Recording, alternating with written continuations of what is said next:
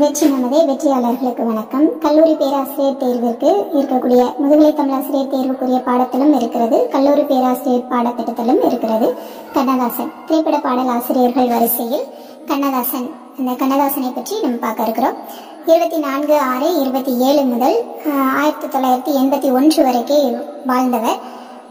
அழ சா முத்தையா அப்படிங்கிறது இவருடைய இயற்பெயர். ராமநாதபுரம் சிறுகூடல்பட்டியில பிறந்தவர்.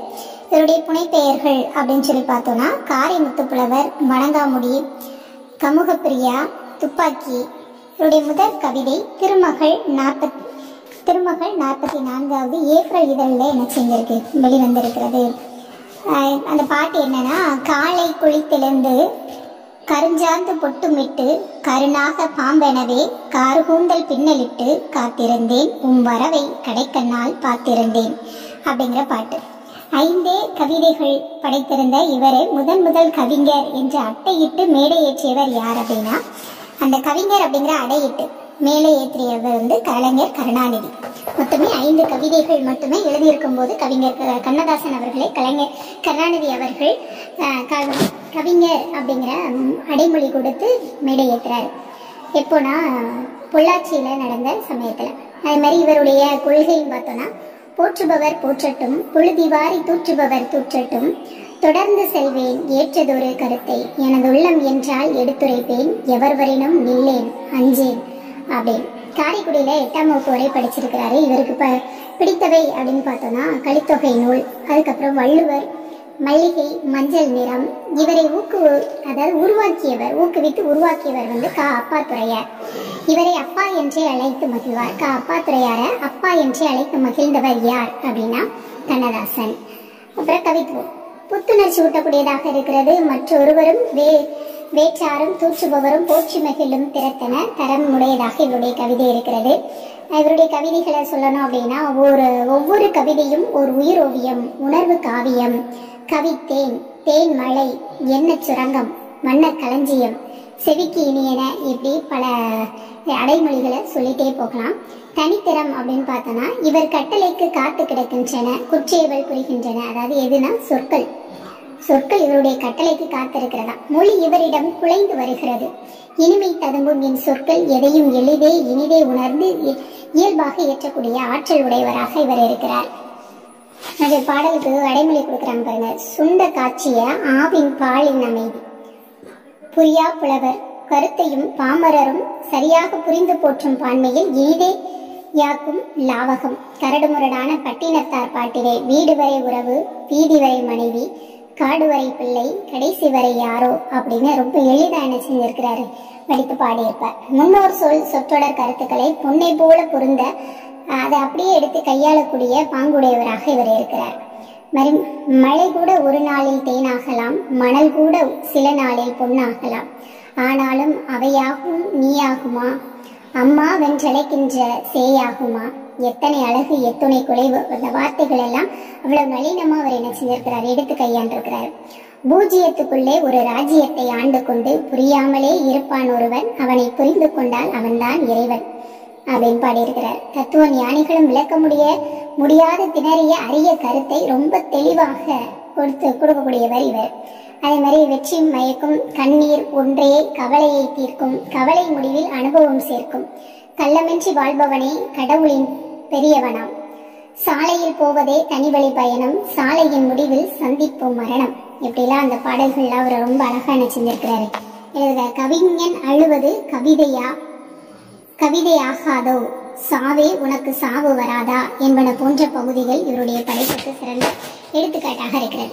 இவருடைய படைப்புகள் அப்படின்னு பார்த்தோம்னா, கண்ணதாசன் கவிதைகள் 7 தொகுதிகளாக வெளிவந்திருக்கிறது. அப்புறம் இவருடைய திரையிசை பாடல்கள் 2 பகுதி, மாங்கனி, ஆட்டனத்தி, ஆதிமந்தி, தைப்பாவை, கவிதாஞ்சலி, ஞான ராக புஷ்ப மாளிகா, பொன் மாலை, அம்பிகை அழகு, தரிசனம், பகவத்கீதை விளக்க உரை, ஸ்ரீகிருஷ்ண கவசம், அர்த்தமுள்ள இந்து மதம் 5 பகுதிகளாக வெளிவந்திருக்கிறது. சேரமான் காதலி சாகித்ய அகாதமி விருது பெற்ற நூல், பரிமலை கொடி, ஊமையின் கோட்டை, வேளங்குடி திருவிழா, விளக்கு மட்டுமா சிவப்பு, ஆயிரங்கால் மண்டபம், சிங்காரி பார்த்த சென்னை, சந்தித்தேன், ராஜ தண்டனை, சிவகங்கை சீமை, அனார்கலி, தெய்வ தரிசனம், இயேசு காவியம், வனவாசம், மணவாசம் போன்ற 60 நூல்கள் இவருடைய படைப்புகள். தமிழ் கவிதை உலகில பாரதி, பாவேந்தர் பின்னாடி இவரே புகழ்மிக்க கவிஞராக இருக்கிறார். தனியிடம் பெற்றவர், திரைப்பாடல்களுக்கு மதிப்பும் இலக்கிய நிலையும் பெற்று தந்த பெருங்கவி. அப்போ திரைக்கு இலக்கிய நிலை பெற்று தந்த பெருங்கவி யார் அப்படின்னா கவிஞர் கண்ணதாசன். தென்றல் கண்ணதாசன் நடத்திய ஏடுகள் தமிழக அரசினுடைய ஆத்தான கவிஞராக இருக்கிறாரு. தென்றல் கண்ணதாசன் 2 ஏடுமே இவர் நடத்தினது. அப்புறம் இவருடைய பாக்கள் தெரியாத அல்லது முணுமுணுக்காதவர்கள் யாருமே இருக்க முடியாது. ஏன்னா அத்தனை எளிதான அத்தனை கருத்துக்கள் நிறைந்த பாடல்கள் இவர் பாடியிருக்கிறார். சித்திரத்தால் அடிச்சுவட்டை தேடி பார்த்தேன், தென்றலது சென்றதற்கு சுவடு ஏது, கைதிரத்தால் தரை தடவி பார்த்து அன்னார் கால்பட்ட இடத்தில் சூடு கண்டேன். இது மாங்கனியில் உள்ள வரிகள். இரங்கற்பாக்கள், தன்னுணர்ச்சி பாடல், தாளாட்டு இதுல எல்லாத்திலுமே ரொம்ப சிறந்து நிற்கிறார். கவித்துவ சிந்தனையோடு கவி படைக்கக்கூடியவராக இருக்கிறார். அப்புறம் மனைவி பேரும் மக்கட்பேரும் மிக்கவராக இருக்கிறார். அற்புத தோற்றம் அவருக்கு. தங்கம் மஞ்சள் குளித்து வந்த மாதிரி நிறம், நெற்றியில் பொட்டென்ற பெயரில் ஒரு சின்ன சிவப்பு நிலா, சூரிய வெளிச்சம் பட்டு திரவ பரப்பு பளபளப்பது மாதிரி வெளிச்சம் மிதக்கும் விழிகள், சந்தன கட்டை வெடித்த பருத்தி போல் வேட்டி. இது வைரமுத்து கண்ணதாசனை குறித்து குறிப்பிட்ட செய்தி. இது இந்த புத்தகத்தில் இருக்கக்கூடிய செய்தி. இதை தவிர கூடுதலாக நமக்கு கிடைக்கிற செய்தி அப்படின்னு சொல்லி பார்த்தோம்னா, இவர் நம்ம தென்றல் கண்ணதாசன் போன்ற இதழ்கள் மட்டுமல்லாம சண்டமாருதம், திருமகள், திரை ஒளி, அப்புறம் தென்றல் திரை, முல்லை இது போன்ற இதழ்களுக்கெல்லாம் ஆசிரியராக இருக்கிறார். கண்ணதாசனுடைய மானசீக குரு அப்படின்னு சொல்லி பாரதியாரை நம்ம சொல்லலாம்.